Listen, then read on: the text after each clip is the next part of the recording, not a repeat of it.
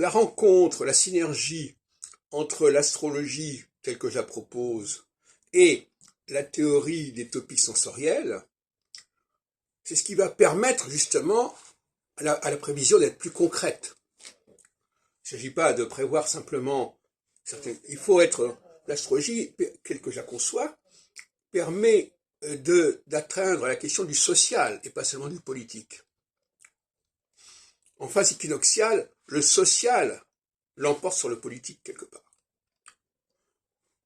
Et donc, pour pouvoir prévoir que à l'arrivée de Saturne en phase équinoxiale, et ça correspond au passage de Saturne sur le Sagittaire, qui est le dernier signe de la période précédente, Sagittaire qui est le dernier signe de l'automne, avant donc l'hiver, avant le Capricorne, eh bien, l'on pouvait prévoir que les femmes allaient jouer un rôle majeur. Il ne s'agit pas simplement de dire on peut expliquer qu'il s'est passé ceci et cela, on pouvait le prévoir. On pouvait dire attention aux femmes. En phase équinoxiale, attention aux femmes, on ne peut pas jouer avec ça, et c'est ce que les politiques n'ont pas compris, parce que justement ils n'avaient pas entendu, et parce qu'ils n'avaient pas entendu, parce qu'on avait, les astrologues ne sont pas écoutés, en tout cas moi en particulier, savoir qu'on pouvait se mettre à dos les femmes, les mères des enfants, des jeunes mobilisés en Russie, savoir qu'on pouvait se mettre à dos les femmes pour des questions vestimentaires, de cheveux couverts ou pas couverts, etc., c'était quelque chose qui était tout à fait prévisible et auquel on aurait pu remédier en partie.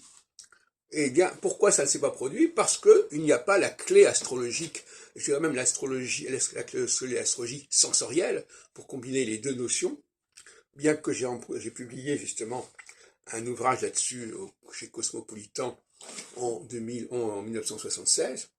L'astrologie sensorielle, c'est une astrologie qui est à la fois cyclique et qui s'appuie aussi sur les processus sensoriels. Le problème dans mon travail sur l'astrologie sensorielle de 76, je n'avais pas encore relié la sensorialité au sexe. Ça, effectivement, c'est un défaut majeur, parce que justement, ce qui est important, c'est de dire, voilà, quand telle sensorialité est atteinte, eh bien, ça va jouer sur les réactions masculines ou féminines.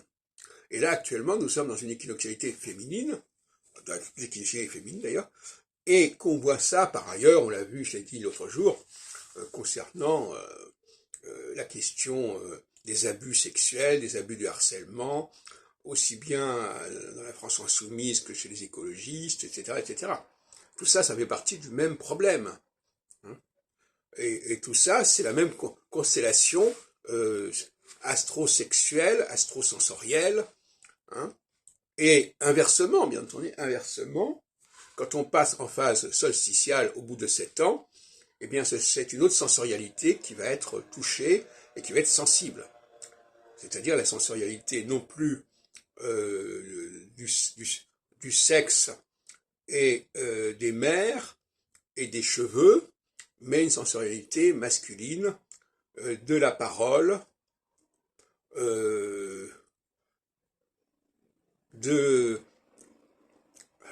somme de choses il y a deux sensorialités, une sensorialité masculine, le ça et sur moi autour de la vue et de l'ouïe, en dialectique avec l'odorat et le goût et le toucher, et une sensorialité féminine qui est inverse.